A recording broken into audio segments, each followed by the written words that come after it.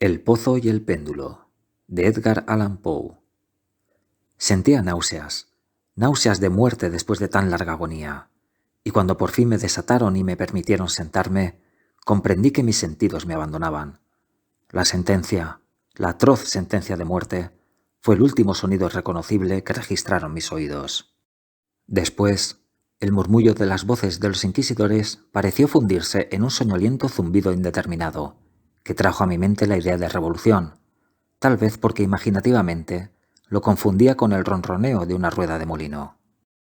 Esto duró muy poco, pues de pronto cesé de oír, pero al mismo tiempo pude ver, aunque con qué terrible exageración. Vi los labios de los jueces togados de negro. Me parecieron blancos, más blancos que la hoja sobre la cual trazo estas palabras, y finos hasta el grotesco, finos por la intensidad de su expresión de firmeza, de inmutable resolución, de absoluto desprecio hacia la tortura humana. Vi que los decretos de lo que para mí era el destino brotaban todavía de aquellos labios. Los vi torcerse mientras pronunciaban una frase letal. Y en aquellos momentos de horror delirante, vi también oscilar imperceptible y suavemente las negras colgaduras que ocultaban los muros de la estancia. Entonces mi visión recayó en las 7 altas bujías de la mesa. Al principio me parecieron símbolos de caridad, como blancos y esbeltos ángeles que me salvarían. Pero entonces, bruscamente, una espantosa náusea invadió mi espíritu, y sentí que todas mis fibras se estremecían como si hubiera tocado los hilos de una batería galvánica, mientras las formas angélicas se convertían en vacíos espectros de cabezas llameantes, y comprendí que ninguna ayuda me vendría de ellos. Como una profunda nota musical, penetró en mi fantasía la noción de que la tumba debía ser el lugar del más dulce descanso. El pensamiento vino poco a poco y sigiloso, de modo que pasó un tiempo antes de poder apreciarlo plenamente. Pero, en el momento en que mi espíritu llegaba por fin a abrigarlo, las figuras de los jueces se desvanecieron como por arte de magia. Las altas bujías se hundieron en la nada, mientras sus llamas desaparecían, y me envolvió la más negra de las tinieblas. Todas mis sensaciones fueron tragadas por el torbellino de una caída en profundidad, como la del alma en el infierno. Y luego el universo no fue más que silencio, calma y noche. Me había desmayado, pero no puedo afirmar que hubiera perdido completamente la conciencia. No trataré de definir lo que me quedaba de ella, y menos de escribirla, pero no la había perdido por completo. En el más profundo sopor, en el delirio, en el desmayo, hasta la muerte, hasta la misma tumba, no todo se pierde. O bien, no existe la inmortalidad para el hombre. Cuando surgimos del más profundo de los sopores, rompemos la tela sutil de algún sueño, y sin embargo, un poco más tarde, tan frágil puede haber sido aquella tela, no nos acordamos de haber soñado. Cuando volvemos a la vida después de un desmayo, pasamos por 2 momentos. Primero, el del sentimiento de la existencia mental o espiritual. Segundo, el de la existencia física. Es probable que si al llegar al segundo momento pudiéramos recordar las impresiones del primero, éstas contendrían multitud de recuerdos del abismo que se abre más atrás. ¿Y ese abismo? ¿Qué es? ¿Cómo por lo menos distinguir sus sombras de la tumba? Pero si las impresiones de lo que he llamado el primer momento no pueden ser recordadas por un acto de la voluntad, ¿no se presentan inesperadamente después de un largo intervalo, mientras nos maravillamos preguntándonos de dónde proceden? Aquel que nunca se ha desmayado no descubrirá extraños palacios y caras fantásticamente familiares en las brasas del carbón. No contemplará, flotando en el aire, las melancólicas visiones que la mayoría no es capaz de ver. No meditará mientras respira el perfume de una nueva flor. No sentirá exaltarse su mente ante el sentido de una cadencia musical que jamás había llamado antes su atención. Entre frecuentes y reflexivos esfuerzos para recordar, entre acendradas luchas para apresar algún vestigio de ese estado de aparente aniquilación en el cual se había hundido mi alma, ha habido momentos en que he vislumbrado el triunfo. Breves, brevísimos periodos en que pude evocar recuerdos que, a la luz de mi lucidez posterior, solo podían referirse a aquel momento de aparente inconsciencia. Esas sombras de recuerdo me muestran, borrosamente, altas siluetas que me alzaron y me llevaron en silencio, descendiendo, descendiendo, siempre descendiendo, hasta que un horrible mareo me oprimió a la sola idea de lo interminable de ese descenso. También evocan el vago horror que sentía mi corazón, precisamente a causa de la monstruosa calma que me invadía. Viene luego una sensación de súbita inmovilidad que invade todas las cosas, como si aquellos que me llevaban, atroz cortejo, hubieran superado en su descenso los límites de lo ilimitado y descansaran de la fatiga de su tarea. Después de esto viene a la mente como un desabrimiento y humedad, y luego todo es locura, la locura de un recuerdo que se afana entre cosas prohibidas. Súbitamente, el movimiento y el sonido ganaron otra vez mi espíritu, el tumultuoso movimiento de mi corazón y en mis oídos el sonido de su latir. Sucedió una pausa en la que todo era confuso. Otra vez sonido, movimiento y tacto, una sensación de hormigueo en todo mi cuerpo, y luego la mera conciencia de existir, sin pensamiento, algo que duró largo tiempo. De pronto, bruscamente, el pensamiento, un espanto estremecedor y el esfuerzo más intenso por comprender mi auténtica situación. A esto sucedió un profundo deseo de recaer en la insensibilidad. Otra vez un violento revivir del espíritu y un esfuerzo por moverme, hasta conseguirlo. Y entonces, el recuerdo vivido del proceso, los jueces, las colgaduras negras, la sentencia, la náusea, el desmayo, y total olvido de lo que siguió, de todo lo que tiempos posteriores y un obstinado esfuerzo me han permitido vagamente recordar. Hasta ese momento no había abierto los ojos. Sentí que yacía de espaldas y que no estaba atado. Alargué la mano, que cayó pesadamente sobre algo húmedo y duro. La dejé allí algún tiempo, mientras trataba de imaginarme dónde me hallaba y qué era de mí. Ansiaba abrir los ojos, pero no me atrevía, porque me espantaba esa primera mirada a los objetos que me rodeaban. No es que temiera contemplar cosas horribles, pero me horrorizaba la posibilidad de que no hubiese nada que ver. Por fin, lleno de atroz angustia mi corazón, abrí de golpe los ojos, y mis peores suposiciones se confirmaron. Me rodeaba la tiniebla de una noche eterna. Luché por respirar. Lo intenso de aquella oscuridad parecía oprimirme y sofocarme. La atmósfera era de una intolerable pesadez. Me quedé inmóvil, esforzándome por razonar. Evoqué el proceso de la Inquisición, buscando deducir mi auténtica situación a partir de ese punto. La sentencia había sido pronunciada. Tenía la impresión de que desde entonces había transcurrido largo tiempo, pero ni siquiera por un momento me consideré verdaderamente muerto. Semejante suposición, no obstante lo que leemos en los relatos ficticios, es por completo incompatible con la verdadera existencia. Pero, ¿dónde y en qué situación me encontraba? Sabía que, por lo regular, los condenados morían en un auto de fe, y uno de estos acababa de realizarse la misma noche de mi proceso. Me habrían devuelto a mi calabozo a la espera del próximo sacrificio, que no se cumpliría hasta varios meses más tarde. Al punto vi que era imposible. En aquel momento había una demanda inmediata de víctimas, y además mi calabozo, como todas las celdas de los condenados en Toledo, tenía piso de piedra y la luz no había sido completamente suprimida. Una horrible idea hizo que la sangre se agolpara a torrentes en mi corazón, y por un breve instante recaí en la insensibilidad. Cuando me repuse, temblando convulsivamente, me levanté y tendí desatinadamente los brazos en todas direcciones. No sentí nada, pero no me atreví a dar un solo paso, por temor de que me lo impidieran las paredes de una tumba. Brotaba el sudor por todos mis poros y tenía la frente empapada de gotas heladas. Pero la agonía de la incertidumbre terminó por volverse intolerable, y cautelosamente me volví adelante, con los brazos tendidos, desorbitados los ojos en el deseo de captar el más débil rayo de luz. Anduve así unos cuantos pasos, pero todo seguía siendo tiniebla y vacío. Respiré con mayor libertad. Por lo menos parecía evidente que mi destino no era el más espantoso de todos. Pero entonces, mientras seguía avanzando cautelosamente, resonaron en mi recuerdo los 1000 vagos rumores de las cosas horribles que ocurrían en Toledo. Cosas extrañas se contaban sobre los calabozos, cosas que yo había tomado por invenciones, pero que no por eso eran menos extrañas y demasiado horrorosas para ser repetidas, salvo en voz baja. ¿Me dejaría morir de hambre en este subterráneo mundo de tiniebla? ¿O quizá me aguardaba un destino todavía peor? Demasiado conocía yo el carácter de mis jueces para dudar de que el resultado sería la muerte, y una muerte mucho más amarga que la habitual.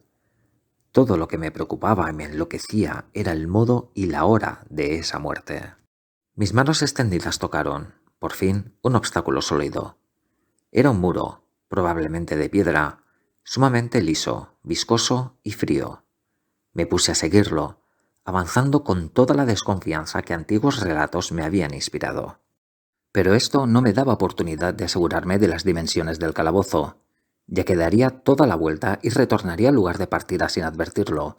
Hasta tal punto era uniforme y lisa la pared. Busqué, pues, el cuchillo que llevaba conmigo cuando me condujeron a las cámaras inquisitoriales. Había desaparecido, y en lugar de mis ropas tenía puesto un sayo de burda estameña. Había pensado hundir la hoja en alguna juntura de la mampostería, a fin de identificar mi punto de partida, pero de todos modos, la dificultad carecía de importancia, aunque en el desorden de mi mente me pareció insuperable en el primer momento. Arranqué un pedazo del ruedo del sayo y lo puse bien extendido y en ángulo recto con respecto al muro. Luego de tentar toda la vuelta de mi celda, no dejaría de encontrar el jirón al completar el circuito. Eso es lo que, por lo menos, pensé, pues no había contado con el tamaño del calabozo y con mi debilidad. El suelo era húmedo y resbaladizo. Avancé, titubeando, un trecho, pero luego trastabillé y caí. Mi excesiva fatiga me indujo a permanecer postrado, y el sueño no tardó en dominarme. Al despertar y extender un brazo, hallé junto a mí un pan y un cántaro de agua. Estaba demasiado exhausto para reflexionar acerca de esto, pero comí y bebí ávidamente. Poco después, reanudé mi vuelta al calabozo, y con mucho trabajo llegué, por fin, al pedazo de estameña.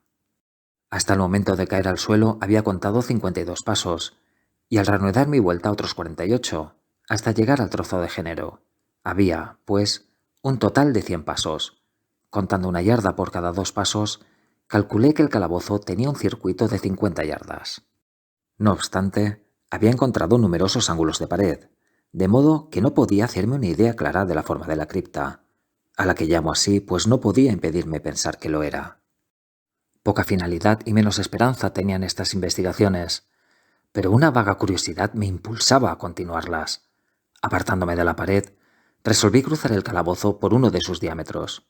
Avancé al principio con suma precaución, pues aunque el piso parecía de un material sólido, era peligrosamente resbaladizo a causa del fango. Cobré ánimo, sin embargo, y terminé caminando con firmeza, esforzándome por seguir una línea todo lo recta posible. Había avanzado 10 o 12 pasos en esta forma, cuando el ruedo desgarrado del sayo se me enredó en las piernas. Trastabillando, caí violentamente de bruces. En la confusión que siguió a la caída, no reparé en un sorprendente detalle que, pocos segundos más tarde, y cuando aún yacía boca abajo, reclamó mi atención.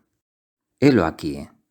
Tenía el mentón apoyado en el piso del calabozo, pero mis labios y la parte superior de mi cara, que aparentemente debían encontrarse a un nivel inferior al de la mandíbula, no se apoyaban en nada. Al mismo tiempo, me pareció que bañaba mi frente un vapor viscoso, y el olor característico de los hongos podridos penetró en mis fosas nasales. Tendí un brazo y me estremecí al descubrir que me había desplomado exactamente al borde de un pozo circular, cuya profundidad me era imposible descubrir por el momento. Tanteando en la mampostería que bordeaba el pozo, logré desprender un menudo fragmento y lo tiré al abismo. Durante largos segundos, escuché cómo repercutía al golpear en su descenso las paredes del pozo. Hubo por fin un chapoteo en el agua, al cual sucedieron sonoros ecos. En ese mismo instante, oí un sonido semejante al de abrirse y cerrarse rápidamente una puerta en lo alto, mientras un débil rayo de luz cruzaba instantáneamente la tiniebla y volvía a desvanecerse con la misma precipitación. Comprendí claramente el destino que me habían preparado, y me felicité de haber escapado a tiempo gracias al oportuno accidente. Un paso más antes de mi caída, y el mundo no hubiera vuelto a saber de mí. La muerte a la que acababa de escapar tenía justamente las características que yo había rechazado como fabulosas y antojadizas en los relatos que circulaban acerca de la Inquisición. Para las víctimas de su tiranía se reservaban dos especies de muerte, una llena de horrorosos sufrimientos físicos y otra acompañada de sufrimientos morales todavía más atroces. Yo estaba destinado a esta última. Mis largos padecimientos me habían desequilibrado los nervios, al punto que bastaba el sonido de mi propia voz para hacerme temblar, y por eso constituía en todo sentido el sujeto ideal para la clase de torturas que me aguardaban. Estremeciéndome de pies a cabeza, me arrastré hasta volver a tocar la pared, resuelto a perecer allí antes que arriesgarme otra vez a los horrores de los pozos, ya que mi imaginación concebía ahora más de uno, situados en distintos lugares del calabozo. De haber tenido otro estado de ánimo, tal vez me hubiera alcanzado el coraje para acabar de una vez con mis desgracias precipitándome en uno de esos abismos, pero había llegado a convertirme en el peor de los cobardes. Y tampoco podía olvidar lo que había leído sobre esos pozos, esto es, que su horrible disposición impedía que la vida se extinguiera de golpe. La agitación de mi espíritu me mantuvo despierto durante largas horas, pero finalmente acabé por adormecerme. Cuando desperté, otra vez había a mi lado un pan y un cántaro de agua. Me consumía una sed ardiente y de un solo trago vacié el jarro. El agua debía contener alguna droga, pues apenas la hube bebido me sentí irresistiblemente adormilado. Un profundo sueño cayó sobre mí, un sueño como el de la muerte. No sé, en verdad, cuánto duró, pero cuando volví a abrir los ojos, los objetos que me rodeaban eran visibles. Gracias a un resplandor sulfuroso, cuyo origen me fue imposible determinar al principio, pude contemplar la extensión y el aspecto de mi cárcel. Mucho me había equivocado sobre su tamaño. El circuito completo de los muros no pasaba de unas 25 yardas. Durante unos minutos, esto me llenó de una vana preocupación. Vana, sí, pues nada podía tener menos importancia, en las terribles circunstancias que me rodeaban, que las simples dimensiones del calabozo. Pero mi espíritu se interesaba extrañamente en nimiedades y me esforcé por descubrir el error que había podido cometer en mis medidas. Por fin se me reveló la verdad. En la primera tentativa de exploración había contado 52 pasos hasta el momento en que caí al suelo. Sin duda, en ese instante me encontraba a 1 o 2 pasos del jirón de estameña, es decir, que había cumplido casi completamente la vuelta del calabozo. Al despertar de mi sueño, debí emprender el camino en dirección contraria, es decir, volviendo sobre mis pasos, y así fue como supuse que el circuito medía el doble de su verdadero tamaño.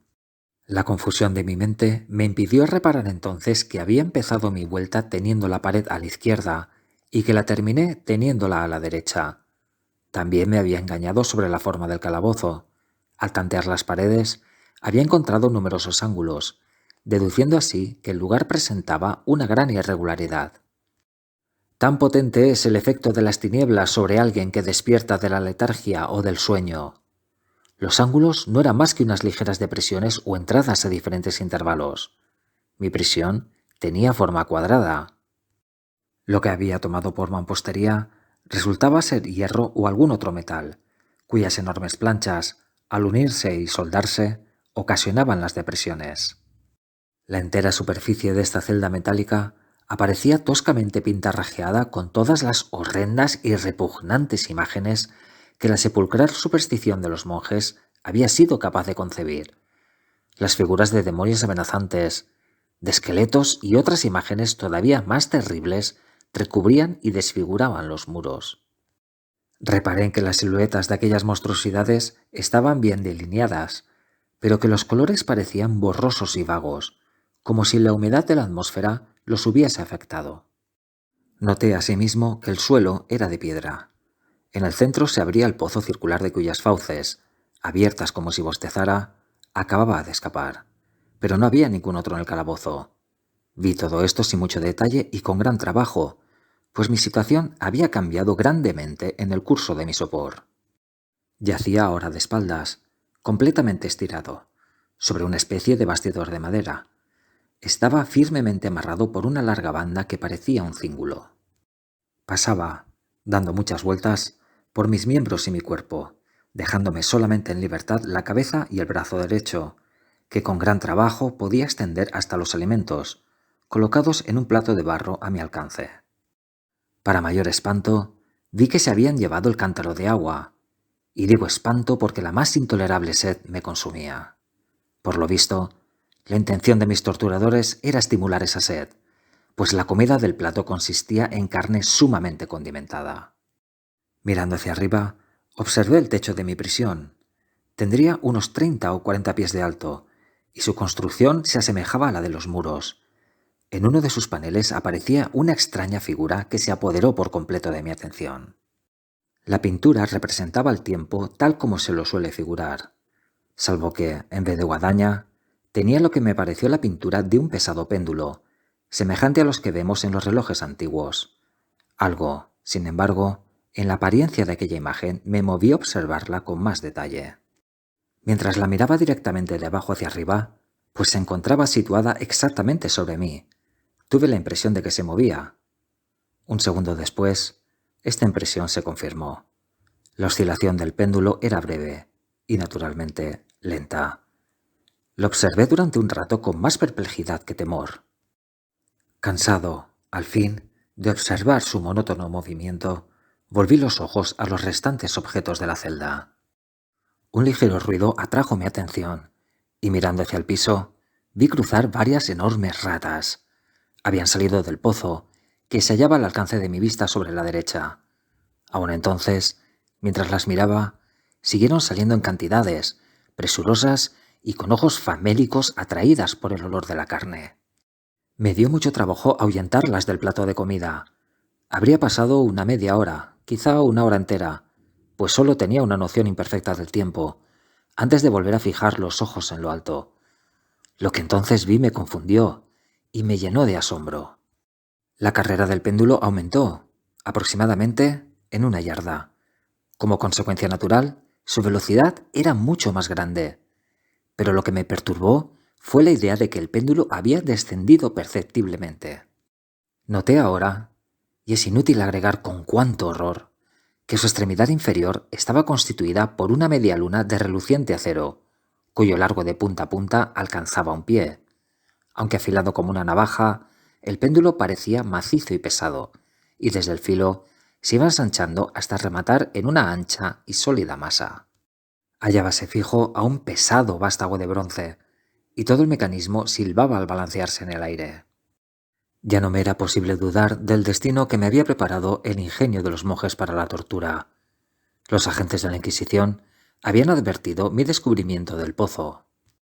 El pozo, sí, cuyos horrores estaban destinados a un recursante tan obstinado como yo. El pozo, símbolo típico del infierno, y según los rumores que corrían, última herramienta de los castigos de la Inquisición. Por el más casual de los accidentes, había evitado caer en el pozo, y bien sabía que la sorpresa, la brusca precipitación en los tormentos, constituían una parte importante de las grotescas muertes que tenían lugar en aquellos calabozos. No habiendo caído en el pozo, el demoníaco plan de mis verdugos no contaba con precipitarme por la fuerza, y por eso ya no quedaba otra alternativa. Me esperaba ahora un final diferente y más apacible. ¡Más apacible! Casi me sonreí en medio del espanto al pensar en semejante aplicación de la palabra. ¿De qué vale hablar de las largas, largas horas de un horror más que mortal, durante las cuales conté las zumbantes oscilaciones del péndulo? Pulgada a pulgada, con un descenso que sólo podía apreciarse después de intervalos que parecían siglos, más y más íbase aproximando. Pasaron días, puede ser que hayan pasado muchos días, antes de que oscilara tan cerca de mí que parecía abanicarme con su acre aliento. El olor del afilado acero penetraba en mis sentidos. Supliqué, fatigando al cielo con mis plegarias, para que el péndulo descendiera más velozmente. Me volví loco, me exasperé, e hice todo lo posible por enderezarme y quedar en el camino de la horrible cimitarra. Y después caí en una repentina calma y me mantuve inmóvil, sonriendo a aquella brillante muerte como un niño a un bonito juguete. Siguió otro intervalo de total insensibilidad. Fue breve, pues al resbalar otra vez en la vida noté que no se había producido ningún descenso perceptible del péndulo.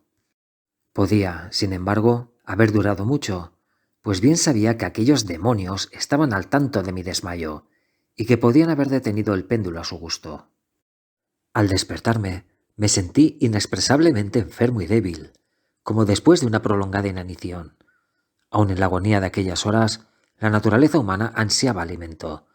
Con un penoso esfuerzo, alargué el brazo izquierdo todo lo que me permitían mis ataduras y me apoderé de una pequeña cantidad que habían dejado las ratas.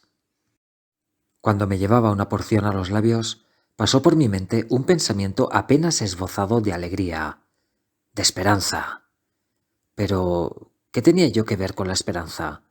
Era aquel, como digo, un pensamiento apenas formado. Muchos así tiene el hombre que no llegan a completarse jamás. Sentí que era de alegría, de esperanza, pero sentí al mismo tiempo que acababa de extinguirse en plena elaboración. Vanamente luché por alcanzarlo, por recobrarlo.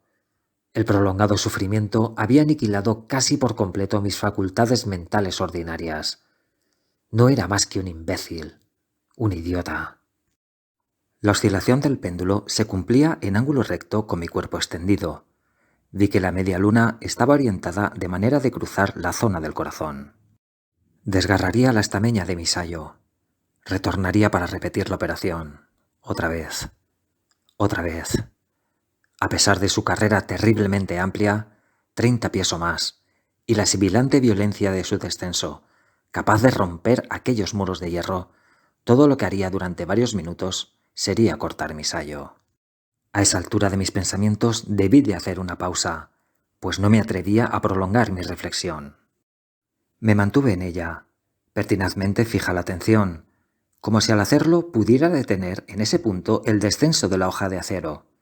Me obligué a meditar acerca del sonido que haría la media luna cuando pasara cortando el género, y la especial sensación de estremecimiento que produce en los nervios el roce de una tela.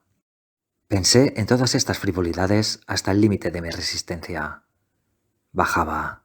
Seguía bajando lentamente. Sentí un frenético placer en comparar su velocidad lateral con la del descenso.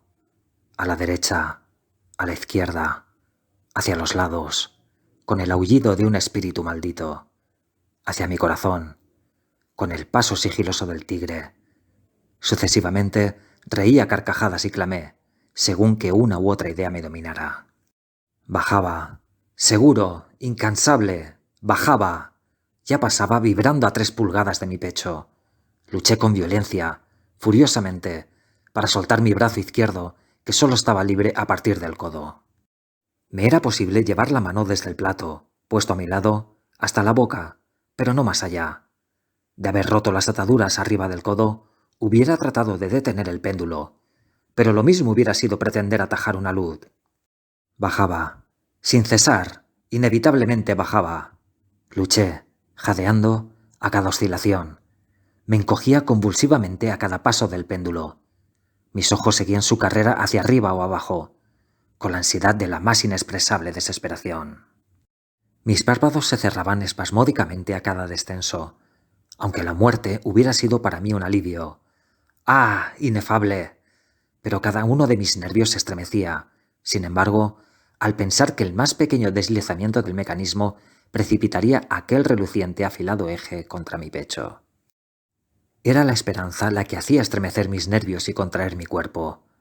Era la esperanza, esa esperanza que triunfa aún en el potro del suplicio, que susurra al oído de los condenados a muerte hasta en los calabozos de la Inquisición. Vi que después de 10 o 12 oscilaciones, el acero se pondría en contacto con mi ropa, y en el mismo momento en que hice esa observación, invadió mi espíritu toda la penetrante calma concentrada de la desesperación. Por primera vez en muchas horas, quizá días, me puse a pensar. Acudió a mi mente la noción de que la banda o cíngulo que me ataba era de una sola pieza.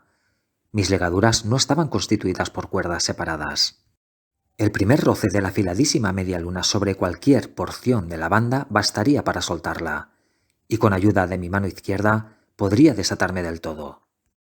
Pero, cuán terrible en ese caso la proximidad del acero, cuán letal el resultado de la más leve lucha. Y luego, ¿era verosímil que los esbirros del torturador no hubieran previsto y prevenido esa posibilidad? ¿Cabía pensar que la atadura cruzara mi pecho en el justo lugar por donde pasaría el péndulo? Temeroso de descubrir que mi débil y, al parecer, postrera esperanza se frustraba, levanté la cabeza lo bastante para distinguir con claridad mi pecho. El cíngulo envolvía mis miembros y mi cuerpo en todas direcciones. salvo en el lugar por donde pasaría el péndulo. Apenas había dejado caer hacia atrás la cabeza cuando relampagueó en mi mente algo que solo puedo describir como la informe mitad de aquella idea de liberación a que he aludido previamente, y de la cual solo una parte flotaba inciertamente en mi mente cuando llevé la comida a mis ardientes labios. Mas ahora el pensamiento completo estaba presente, débil, apenas sensato, apenas definido, pero entero.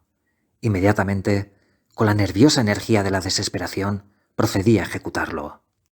Durante horas y horas, cantidad de ratas habían pululado en la vecindad inmediata del armazón de madera sobre el cual me hallaba. Aquellas ratas eran salvajes, audaces, famélicas. Sus rojas pupilas me miraban centelleantes, como si esperaran verme inmóvil para convertirme en su presa. ¿A qué alimento, pensé, las han acostumbrado en el pozo? A pesar de todos mis esfuerzos por impedirlo, ya habían devorado el contenido del plato, salvo unas pocas sobras. Mi mano se había agitado como un abanico sobre el plato, pero a la larga, la regularidad del movimiento le hizo perder su efecto. En su voracidad, las odiosas bestias me clavaban sus afiladas garras en los dedos.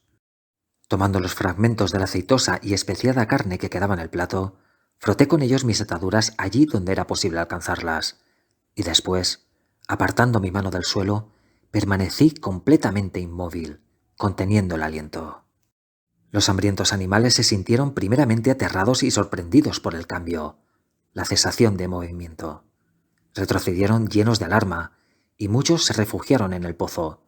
Pero esto no duró más que un momento. No en vano había yo contado con su voracidad. Al observar que seguía sin moverme, una o dos de las más atrevidas saltaron al bastidor de madera y olfatearon el cíngulo.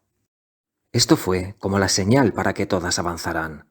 Salían del pozo, corriendo en renovados contingentes. Se colgaron de la madera, corriendo por ella y saltaron a centenares sobre mi cuerpo. El acompasado movimiento del péndulo no las molestaba para nada. Evitando sus golpes, se precipitaban sobre las untadas ligaduras, se apretaban, pululaban sobre mí en cantidades cada vez más grandes, se retorcían cerca de mi garganta, sus fríos hocicos buscaban mis labios. Yo me sentía ahogar bajo su creciente peso.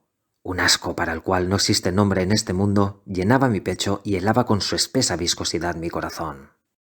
Un minuto más, sin embargo, y la lucha terminaría. Con toda claridad percibí que las ataduras se aflojaban.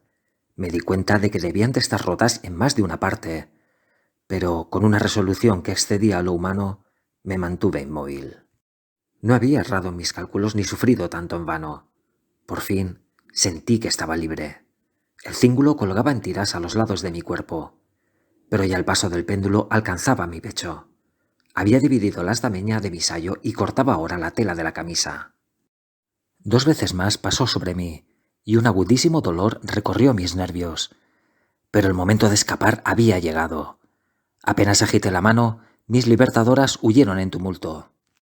Con un movimiento regular, cauteloso, y encogiéndome todo lo posible, me deslicé, lentamente, fuera de mis ligaduras, más allá del alcance de la cimitarra. Por el momento, al menos, estaba libre. Libre, y en las garras de la Inquisición. Apenas me había apartado de aquel lecho de horror para ponerme de pie en el piso de piedra, cuando cesó el movimiento de la diabólica máquina, y la vi subir, movida por una fuerza invisible, hasta desaparecer más allá del techo. Aquello fue una lección que debí tomar desesperadamente a pecho. Indudablemente, espiaban cada uno de mis movimientos. ¡Libre! Apenas si había escapado de la muerte bajo la forma de una tortura, para ser entregado a otra que sería peor aún que la misma muerte. Pensando en eso, paseé nerviosamente los ojos por las barreras de hierro que me encerraban. Algo insólito, un cambio que, al principio, no me fue posible apreciar claramente, se había producido en el calabozo. Durante largos minutos, sumido en una temblorosa y vaga abstracción, me perdí en vanas y desilvanadas conjeturas. En estos momentos, pude advertir por primera vez el origen de la sulfurosa luz que iluminaba la celda. Procedía de una fisura de media pulgada de ancho, que rodeaba por completo el calabozo al pie de las paredes, las cuales parecían, y en realidad estaban, completamente separadas del piso. A pesar de todos mis esfuerzos, me fue imposible ver nada a través de la abertura. Al ponerme otra vez de pie, comprendí de pronto el misterio del cambio que había advertido en la celda. Ya he dicho que, si bien las siluetas de las imágenes pintadas en los muros eran suficientemente claras, los colores parecían borrosos e indefinidos. Pero ahora esos colores habían tomado un brillo intenso y sorprendente, que crecía más y más, y daba a aquellas espectrales y diabólicas imágenes un aspecto que hubiera quebrantado nervios más resistentes que los míos. Ojos demoníacos, de una salvaje y aterradora vida, me contemplaban fijamente desde 1000 direcciones, donde ninguno había sido antes visible, y brillaban con el cárdeno resplandor de un fuego que mi imaginación no alcanzaba a concebir como irreal. Irreal. Al respirar, llegó a mis narices el olor característico del vapor que surgía del hierro recalentado. Aquel olor sofocante invadía más y más la celda. Los sangrientos horrores representados en las paredes empezaron a ponerse rojos. Yo jadeaba, tratando de respirar. Ya no me cabía duda sobre la intención de mis torturadores. Los más implacables, los más demoníacos entre los hombres. Corrí hacia el centro de la celda, alejándome del metal ardiente. Al encarar en mi pensamiento la horrible destrucción que me aguardaba, la idea de la frescura del pozo invadió mi alma como un bálsamo. Corrí hacia ese borde mortal. Esforzándome, miré hacia abajo. El resplandor del ardiente techo iluminaba sus más recónditos huecos, y sin embargo, durante un horrible instante, mi espíritu se negó a comprender el sentido de lo que veía. Pero al fin, ese sentido se abrió paso, avanzó poco a poco hasta mi alma, hasta arder y consumirse en mi estremecida razón. ¡Oh, espanto! Todo menos eso.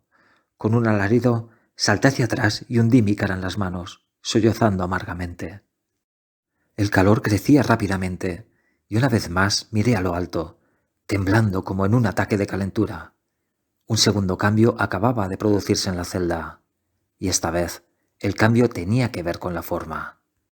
Al igual que antes, fue inútil que me esforzara por apreciar o entender inmediatamente lo que estaba ocurriendo, pero mis dudas no duraron mucho.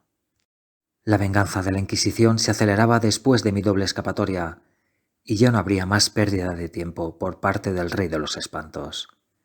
Hasta entonces, mi celda había sido cuadrada. De pronto vi que 2 de sus ángulos de hierro se habían vuelto agudos, y los otros 2, por consiguiente, obtusos. La horrible diferencia se acentuaba rápidamente, con un resonar profundo y quejumbroso. En un instante, el calabozo cambió su forma por la de un rombo. Pero el cambio no se detuvo allí, y yo no esperaba ni deseaba que se detuviera. Podría haber pegado mi pecho a las rojas paredes, como si fueran vestiduras de eterna paz. «¡La muerte!», clamé. «¡Cualquier muerte, menos la del pozo!». «Insensato. ¿Acaso no era evidente que aquellos hierros al rojo tenían por objeto precipitarme en el pozo? ¿Podría acaso resistir su fuego? Y si lo resistiera, ¿cómo oponerme a su presión?». El rombo se iba achatando más y más, con una rapidez que no me dejaba tiempo para mirar. Su centro, y por tanto su diámetro mayor, llegaba ya sobre el abierto abismo.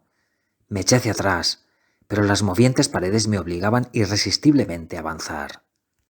Por fin, no hubo ya en el piso del calabozo ni una pulgada de asidero para mi chamuscado y convulso cuerpo.